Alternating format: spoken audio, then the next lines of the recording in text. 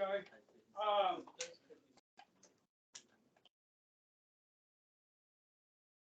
So I think I mentioned, did I mention George Bush yesterday, like in the Patriot Act? I didn't talk about that.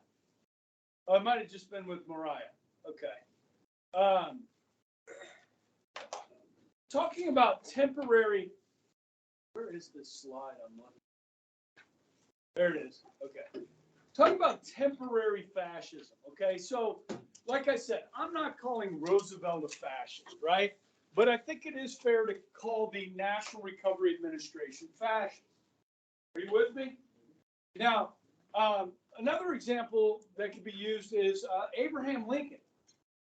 During the Civil War, suspended habeas corpus, right? We were in the middle of a civil war. This is a crisis, yes? Okay, and he's going to allow his army to detain people without charging them, detaining them indefinitely, okay, which some would call that as like fascist activity. The same thing with Roosevelt during World War II. We haven't gotten to this yet, but Japanese internment of Japanese Americans were placed in camps. Were they charged with a crime? But they were detained indefinitely. Okay? Again, guys, you have to be careful when there's a crisis about how much power you give to government, especially the executive. So 9/11, okay, guys, it was scary. And we didn't know if there were more attacks coming. This was devastating to our economy, okay, because everything got shut down, like the pandemic. The air traffic got shut down for a number of days. The airline industry lost billions. And once they started flying again, people were afraid to fly. Okay, now I flew January of 2002. I went to a baseball conference in Orlando. So that was just a couple months after 9/11. Okay, 3 months after 9/11. Okay, and guys, people were tense. When you got to your gate to get on your plane, people were looking around at who was at the gate with them and who was going to get on the plane. Okay, and I was doing the same thing. What do we call this? There's a thing. There's a thing for this. Huh? Judging, profile. Right? Like if there's like this guy looks like a Muslim, he's getting on my plane. I'm looking at him with suspicion. You think the airport security was looking at him with suspicion? Suspicion? Yeah, of course. Everybody. Okay. So after 9/11, Congress passed what's called the Patriot Act. Okay. Dom, you're aware, the Patriot Act? Okay. So you guys should pay attention to this because this is like, there's still remnants of the Patriot Act today. Okay. So if you're suspected of aiding terrorism in this country, they can search your home without a warrant. And guys, under the Patriot Act, you can't tell anybody they searched your home. That's against the law. Okay. So this bled into, with the internet, government surveillance over the internet, which includes emails, which includes search engines, okay, communications. So under the Patriot Act, and George Bush, who was very popular after 9/11, kind of brought the country together. We're going to get back. We go to Afghanistan. The country's, guys, united. More united than I've ever seen it in my lifetime. In 2001, 2002. Like brothers and sisters. We are all brothers and sisters. We're all American. Okay? That didn't last super long, but it did for a time. We were in a crisis. People wanted action. The symbol was the American flag. Okay? Temporary fascism. I'm not calling Bush a fascist. Okay? Congress is the one that passed the law. Okay? Now, if you study people like Julian Assange and what's the guy's name? whistleblower, Edward Snowden. If you study Assange and Edward Snowden, they exposed much of what our government was doing to its citizens without our knowledge, violating the Fourth Amendment of illegal search and seizure. Okay, they exposed it. Julian Assange, guys, his life has been ruined over this. Edward Snowden is now a Russian citizen because he had to run from the U.S. government. Okay, the U.S. government wants their hands on both of these men. Okay, because they see them as traitors. Some people see them as heroes for exposing our government and what it was doing. A lot of this information was embarrassing to our government, you understand. Some of it could conceivably pose a national security risk, okay? But they were generally pretty careful not to expose things that would put Americans' lives in danger, okay? But I mean, things like WikiLeaks exposed the fact that we were wiretapping the Chancellor of Germany's cell phone. How do you think the Germans felt about that? Now, why are we doing that? Because they're an ally. Guys, allies spy on each other. And enemies spy on each other. Okay? We want to know what her thoughts are. What's she doing? What's she up to? Okay? So, when you hear the term fascism, you now have a better understanding of when somebody calls somebody a fascist, whether that person knows what they're talking about or they're just using it as an epithet. Okay, an epithet, if you will. Okay, you guys know what an epithet is, right? It's like you call somebody the N-word, it's an epithet. Okay, so, and it gets thrown around all the time, guys. It's fascism thing. All right. And you are educated now, and so you know when it's BS and when it's real. Okay? You with me? You're welcome. Because now you know. All right. Now we can move on. Good? All right. So last thing we had covered in the New Deal, we gotten through remember the PWA, Public Works, and the Works Progress. Okay, which is public works with an entertainment flair. Now, Roosevelt is going to get hit from both the left and the right. He's going to get criticized for a lot of this stuff that's going on. Hey, is there an assignment due? Thursday. Okay, Thursday night. Okay. There's a question about some of this. There's questions about some of this. Okay. So, of course, Roosevelt's going to get attacked from the right, from conservatives, yes, with these New Deal programs, okay? I mentioned this yesterday. Like I said, I'm not calling Roosevelt a fascist at all, but would it be safe to call him a socialist?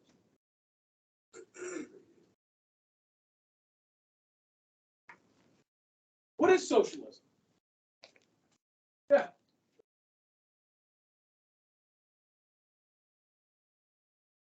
Communism. Redistribution of wealth. Okay, so who's paying taxes in 1933? The wealthy. Okay, in fact, he's going to increase taxes on the wealthy. And then they're going to create government jobs, building stuff, right? And where's the government going to get that money to pay people to do public works? From the tax dollars, right? From the people that pay taxes. Is that redistribution of wealth? Through the government. Yes. Okay. Which is socialistic. Okay. Now, what many people will argue, and I think it is a valuable argument, is that this socialism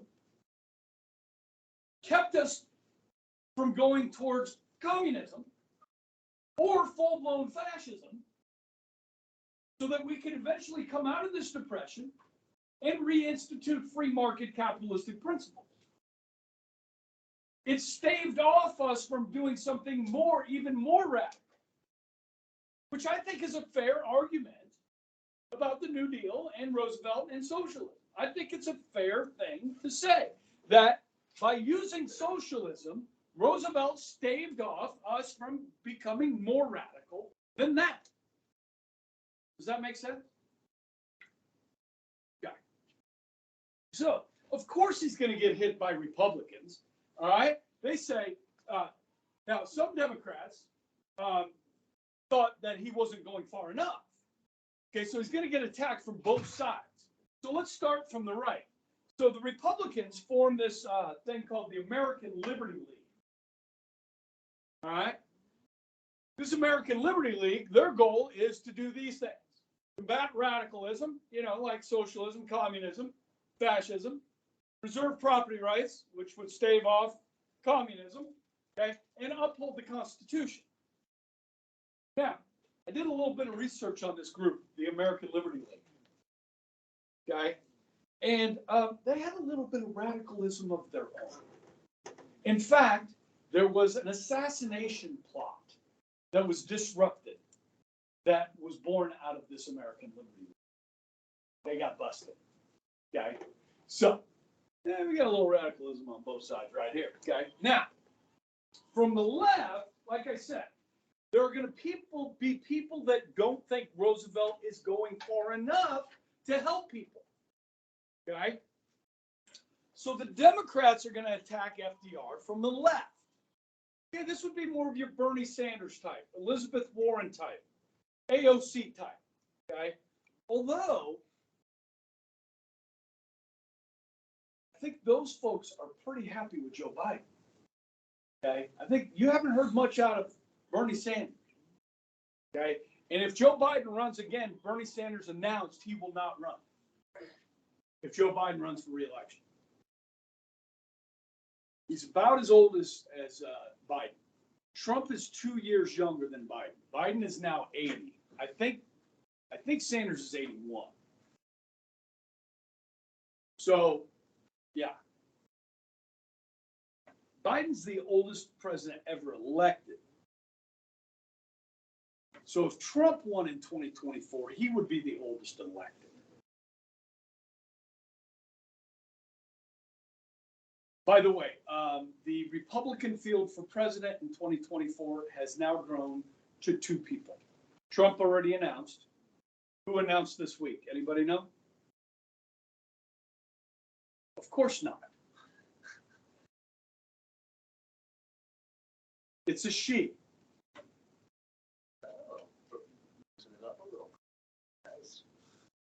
Nikki Haley, okay, who is of Indian American descent, from India, not Native American. Okay.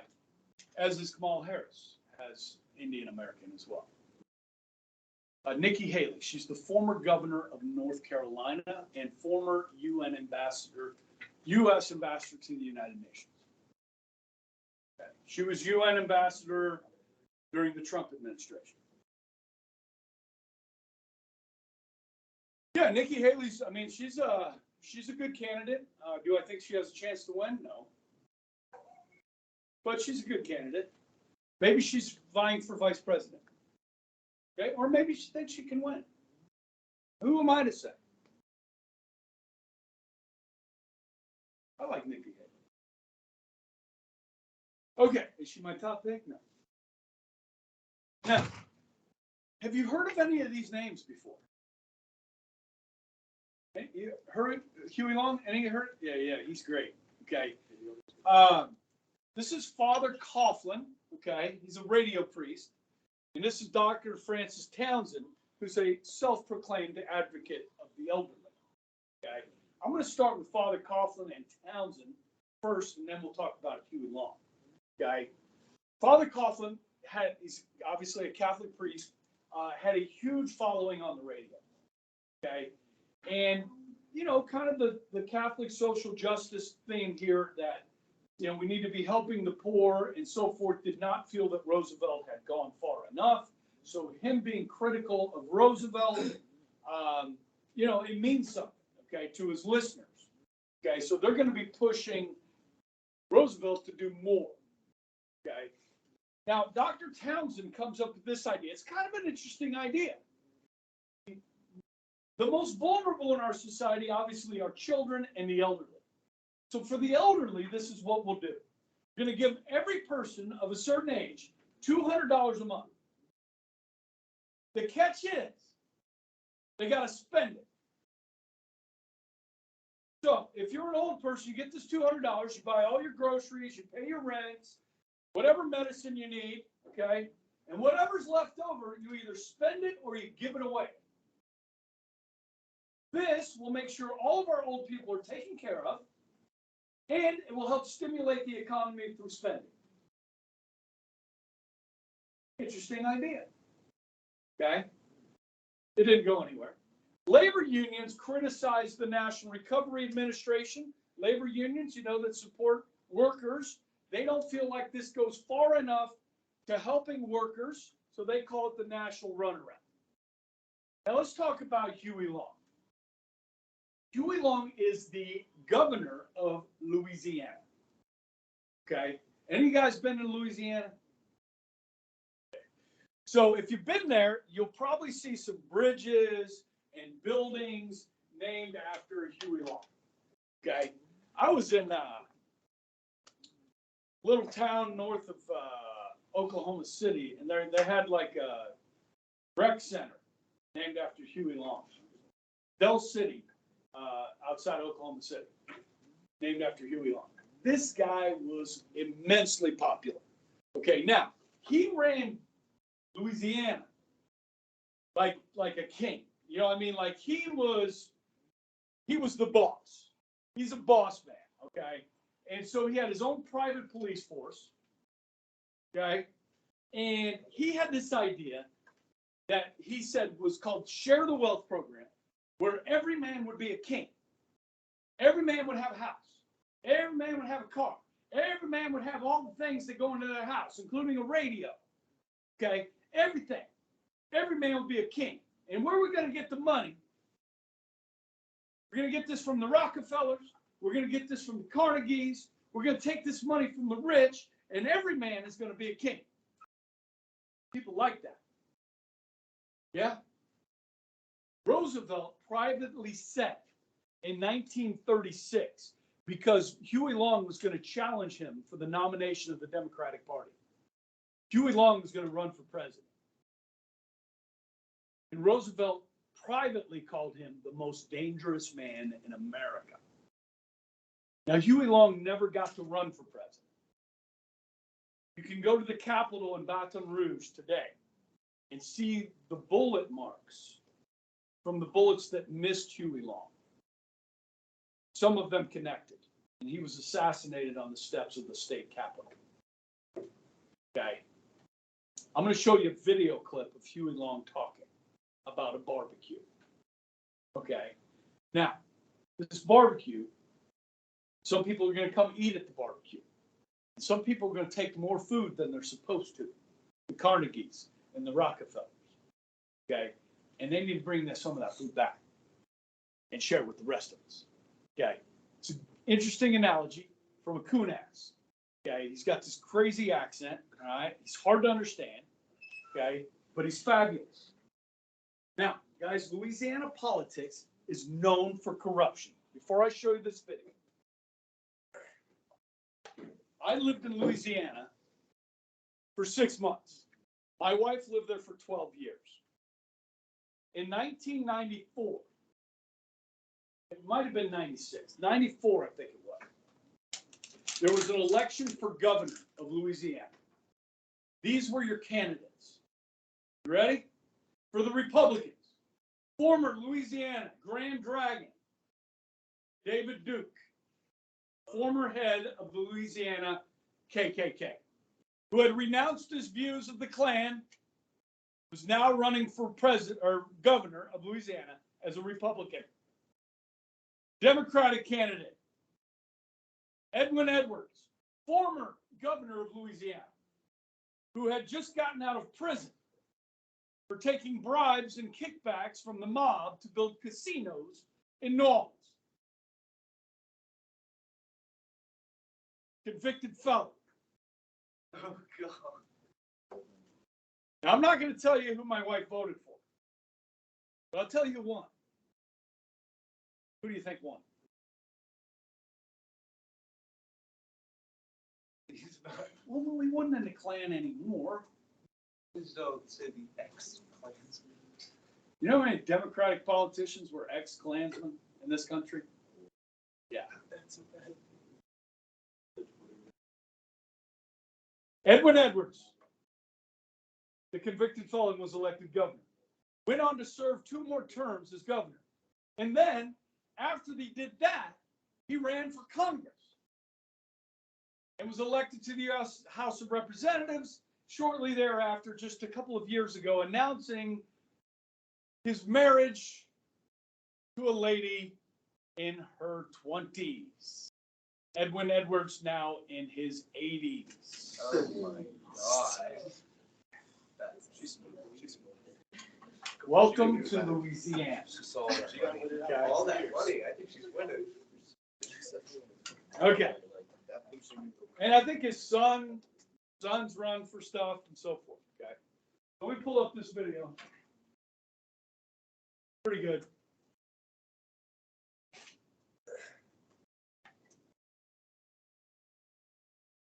Coming up, video. Got too much crap open here. Did it come up? There it is. So, Brendan, you're not bad. Sorry, me. Okay, you ready? Where's the volume? Very bottom. Is our Hist.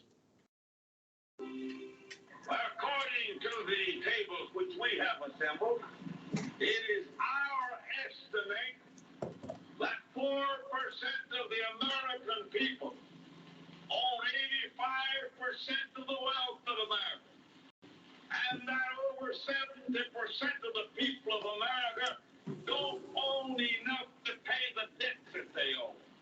How many men ever went to the barbecue and will let one man take off the table what's intended for 9/10 of the people to eat? The only way you'll ever be able to beat the balance of the people is to make that man come back and bring back some of that grub he ain't got no business with.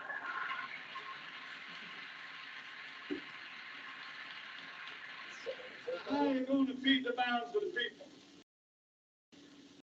What's Morgan and Baruch and Rockefeller and Mellon going to do with all that grub? They can't eat, they can't wear the clothes, they can't live in the house. Give them a yacht, give them a paddock, send them to Reno and give them a new wife when they want it. That's what they want.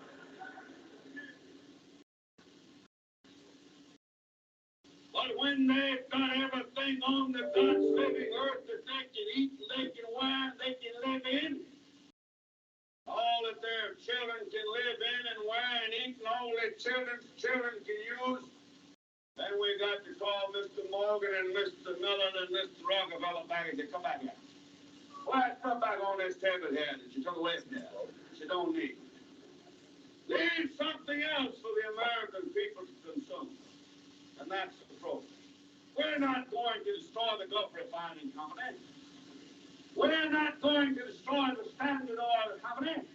But we're going to say that the limit of any one man's stock ownership in the Standard Oil Company is from $3 to $5 million to that individual, and that the balance of the people of America own the balance of what the Standard Oil Company is worth. All right.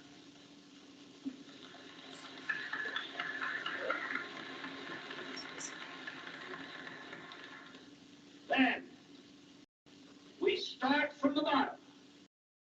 That the 25 or more million American families shall have a homestead, a home, and the comforts of a home, including an automobile, and a radio. The things it takes in that house to live on. We say to America 125 million, none shall be too big, none shall be too poor, none shall work too much, none shall be idle. No luxurious mansions empty, none walking the streets, none impoverished, none in pestilence, none in want, but in the land blessed by the smile of the Creator, with everything to be consumed, to be eaten, to be worn, and America will become a land sharing the fruits of the land, not for the favored few, not to satisfy greed, but that all may live in a land in which the Lord has provided an abundance sufficient for the luxury and convenience of the people in general, I think. Okay. Oh, I don't think so. He's just a Cajun. Okay. Guys, this is pretty interesting. I mean, you could give the same speech today. You know what I mean?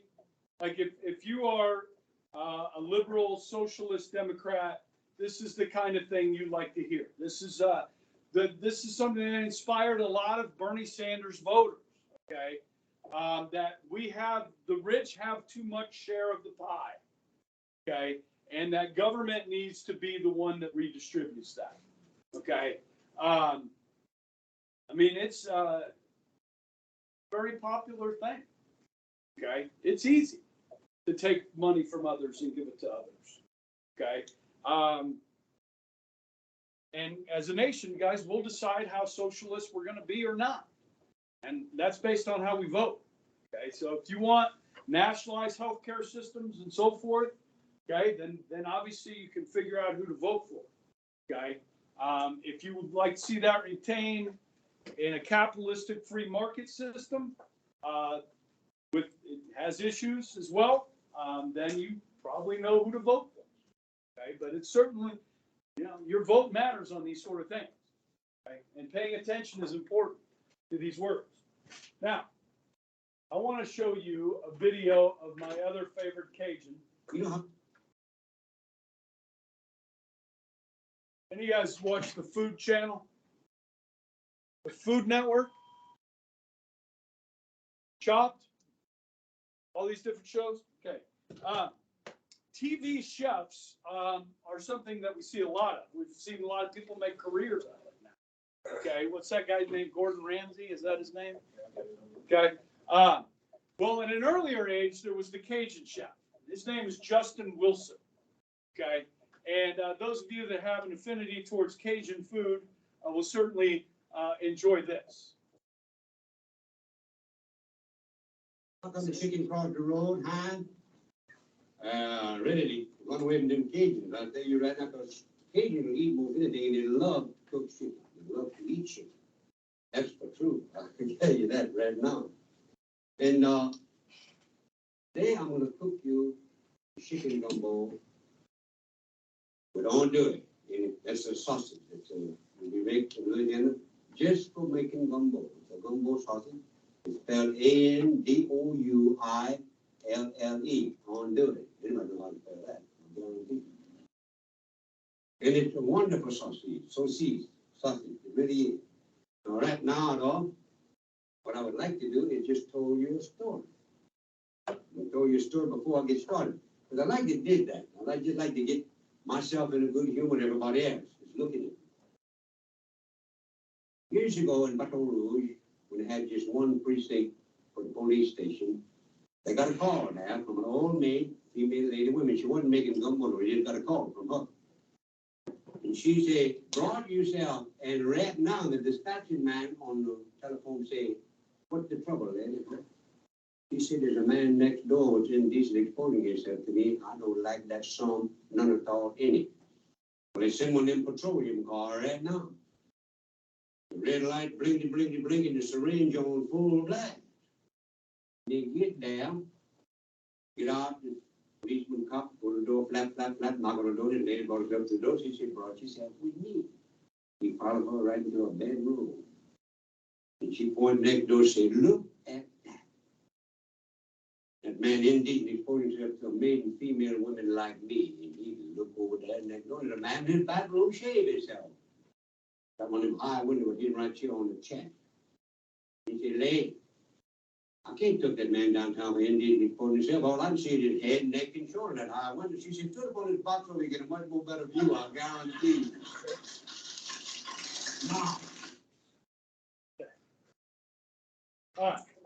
Hours of entertainment on YouTube watching Justin Wilson. Okay, they have some hot sauce. He's passed on, but his hot sauce, if you like hot sauce, Justin Wilson's hot sauce is the best.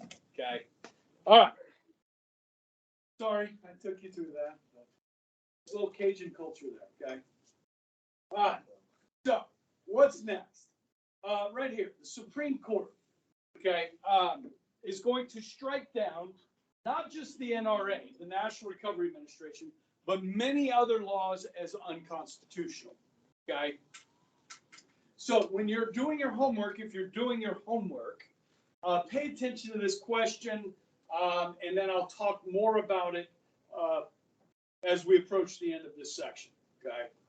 All right. So, guys, most of what we've covered to this point was done in the first 100 days. I know that's crazy, but it's true. Okay. Now, so the second 100 days, which is not a literal, in a literal sense, but it's kind of like, hey, we took a deep breath and now we're going to do some different things. Okay. So this is aimed more at reforming our system of government rather than recovery from the depression. So what they're looking for is income for the elderly and laid off workers. Okay. Now, how you're going to pay for that is through taxes.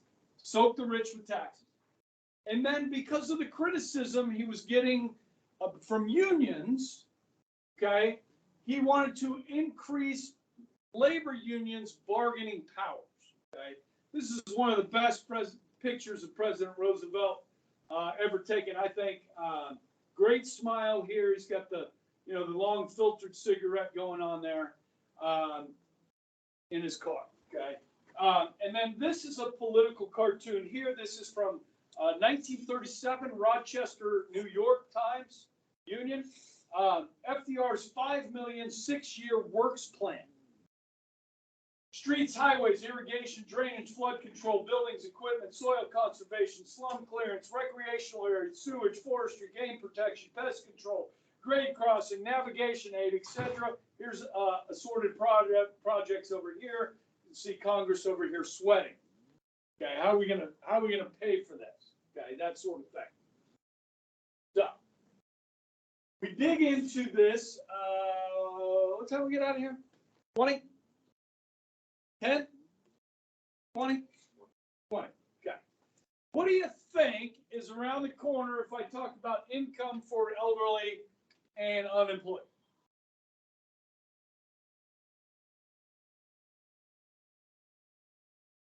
Yeah, you do. Social Security. All right. So next slide.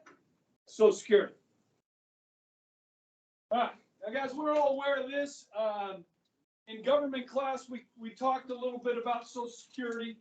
I don't remember, which class, how much I went into with each class, and so forth on that in government. But in these notes, it describes the 3 parts of Social Security. And obviously, most people are familiar with the main part, which is retirement for the elderly.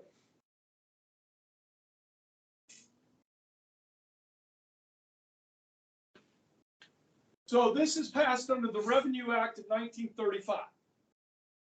Okay, so workers are going to pay in a small amount each month out of their paychecks.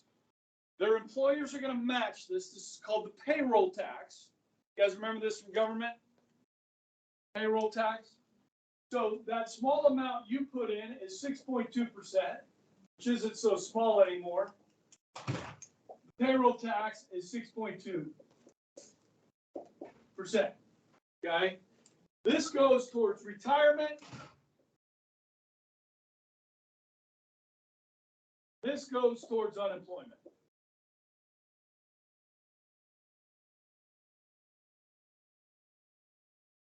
Okay?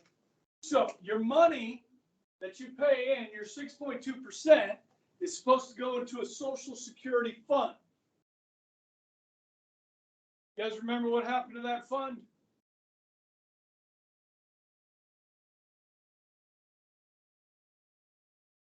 Billy, you remember what happened to the fund?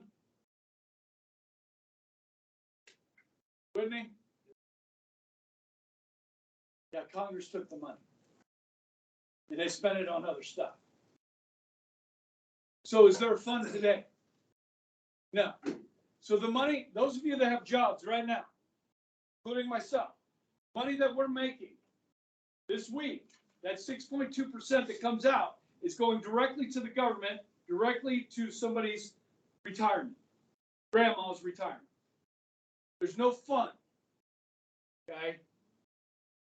It takes about 4 people with my income to pay for the average retirement recipient. So 6.2%, 4 of us that make about my income to pay for that. Okay? So this fund no longer exists. Retired workers would receive a monthly payment. Now you guys might recall, I talked about this in government, the retirement age was set at 65 in 1935. Life expectancy was 66. Remember this? Okay. So, today, retirement age is 67. Life expectancy is closer to 78. Women, of course, live longer than men. On average. Okay. So, yeah, more people on Social Security for a longer period of time, which means this number has continued to rise since 1935. Okay, and this has gone up. In France, they're having protests again. I remember about 15 years ago, they had huge protests in France when they raised the retirement age to 60. They're raising it in France today to 62. Okay, we're at 67.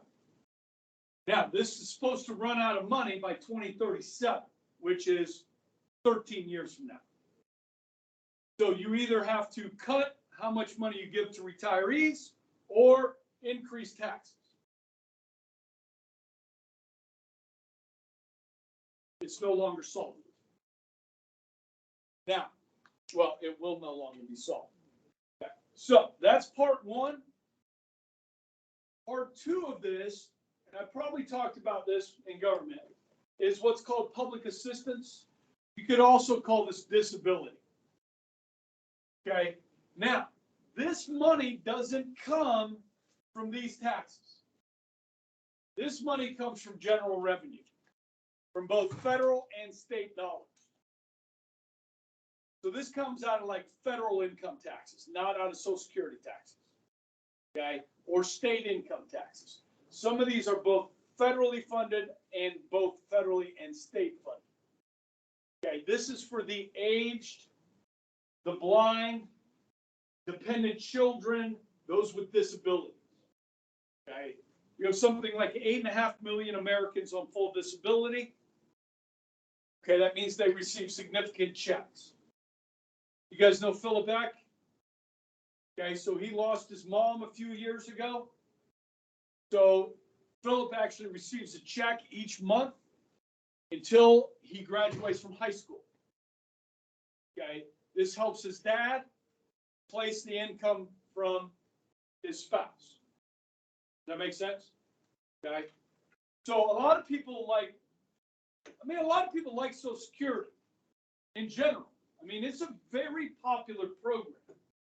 Okay, as I said, still around today, but do we want to maybe fix this? I talked about privatizing it in government class. Listen, Biden is out on this. Like, if you watch the State of the Union address, he said that Republicans wanted to sunset Social Security. And then what did the Republicans do during the State of the Union address?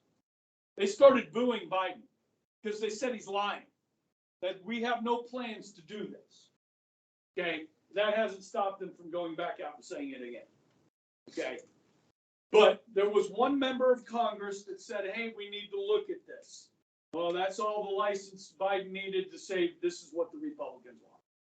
Okay, so he's trying to scare old people, which is effective, by the way. Scaring old people does help you get votes. Scaring people in general helps you get votes. That's why negative advertising works. Sorry. All right. Now, the third part of Social Security is unemployment insurance. Okay. So if you get laid off, say, I talked to you guys about the new graduation requirements for the kids that are 7th graders right now. The state of Kansas is going to require financial literacy classes. So personal finance will become a required class. Okay. Would you agree with that? Yeah. I agree with that. Good call. Yeah. And I don't know if you guys know this or not. In order to get a diploma from high school in Kansas or get admitted to a Kansas university, you do not have to have any foreign language. Do you guys know that? Now, to get a diploma from our school, you have to have a year of foreign language, correct? That is not a state standard. Now, because they're also going to require a health class. Now, right now, PE on Fridays, as you guys went through as freshmen, you guys had health day on Fridays, yes? That's going to be a required class. You're also going to be able to receive a half or 1 semester of high school credit, half credit, for participating in 3 seasons of a sport. So if you play football for 3 years, that counts as a half credit for PE. Or if you do football for 1 year, soccer for 1 year, and tennis for 1 year, that counts as PE. Yeah. So this is going to kind of change things. We're going to have to hire more business teachers. Journalists, you're going to drop English instead of 4 credits, 3.5. But I think they're actually going to need to hire more journalism teachers as well. I think there's like another requirement somewhere in there they talked about. So, guys, our foreign language department may take a hit here. Like, they may have to drop a couple of teachers in foreign language and add business teachers for personal finance. So, if those teachers got laid off, they would be able to file for unemployment insurance for up to 26 weeks. Normally, it's 26 weeks, which is a half a year, 6 months. Okay. During hard economic times, we have seen our government extend this to 99 weeks. So in 2008, the housing bubble, they extended unemployment to 99 weeks. Now, some people are like, that's not a good idea because it disincentivizes people trying to find a job so they can stay home for close to 2 years and get a check every month. But guys, if nobody's hiring, like you're in a recession, unemployment's very high, sometimes our government chooses to do this. It's happened a couple times in my lifetime. Okay. Now the money for this comes from this payroll tax. Okay. So if you own your own business and you have employees, this is an extra expense of business.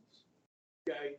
The number one expense of a business is going to be its payroll costs, which include now like 401ks, your salary, what you have, insurance possibly, and payroll taxes. Okay. Those are all benefits that I have by teaching for the diocese. I have a 401k, which I put up 5% of my paycheck. The diocese matches it. Okay, that's my 401k. They can help cover the cost of my insurance. Not all of it, but part of it. And they have to pay payroll tax for me every month. It's about 130, or excuse me, almost $300 a month just for me. Okay, there's 80 teachers in this building. Okay, times 300 a month that the diocese has to pay in payroll tax. It's expensive. Okay, but that's how our Social Security system works. Okay, and it's like I said, still around. There is talk, possibly increasing this. We're gonna have to do something to make it solvent in the future. I think likely what will happen is they'll just raise taxes. Okay. They're not gonna cut benefits because old people vote. They're not gonna cut the old people's benefits. You're not gonna win. Okay. All right. What's next? We'll end with a political cartoon. Okay. So over here in the grave, you have Social Security. You got the defibrillator paddles out, trying to revive it. And as you can see next to it, the next looming crisis, Medicare. This is the signing ceremony of the Revenue Act of 1935, which creates Social Security. I believe that's Eleanor Roosevelt. Couldn't tell you who the other guys